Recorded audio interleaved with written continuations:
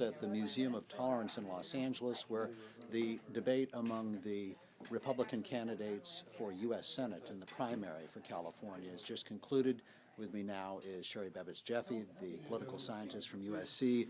Sherry, what did you think of the debate? Actually, I thought it was one of the more substantive debates that I have seen. It was far more substantive than the gubernatorial debate for the potential GOP nominees. I thought each of the three acquitted themselves very well in terms of style, in terms of confidence, in terms of being able to communicate. There was more substance in what Tom Campbell had to say, but you could argue that's probably a problem for Tom Campbell. Tom Campbell, the former dean of the Berkeley Law Yes. School, professorial in his demeanor. Just like me. Often we say, well, gee, who was the winner of the debate? Can we say Carly Fiorina or Tom Campbell or Chuck DeVore? You know, I'm going to have to think about that, Frank. Who was the winner of the debate? I think Carly Fiorina acquitted herself very well. She made a strong showing.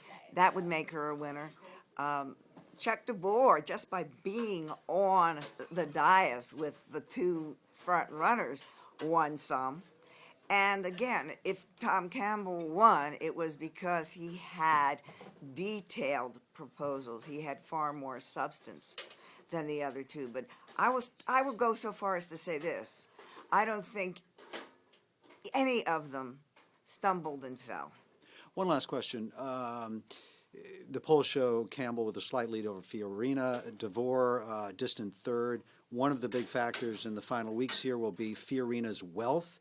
What do you think about that? How much money can we expect her, the former head of Hewlett-Packard, to throw into the race of her own money?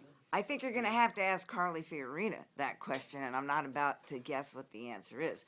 But the reality of the situation is she does have the opportunity to do a whole lot more communication than, excuse me, she does have the opportunity to do a whole lot more communication than either of her opponents. And if she's serious and if she's committed, and if she listens to everybody screaming, look what Meg Whitman did, why can't you do it? She'll begin to spend and spend and spend. But I always give this caveat. It holds true for Whitman. It holds true for any of the candidates who have funded their own campaigns.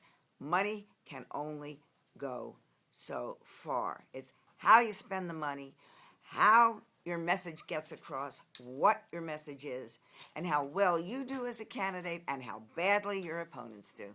And money can't buy all of that. There's always one last question. The importance of Sarah Palin's endorsement of Fiorina? I think it's helpful to Fiorina in the primary, and I think it'd be very dangerous for her in the general election, particularly in California.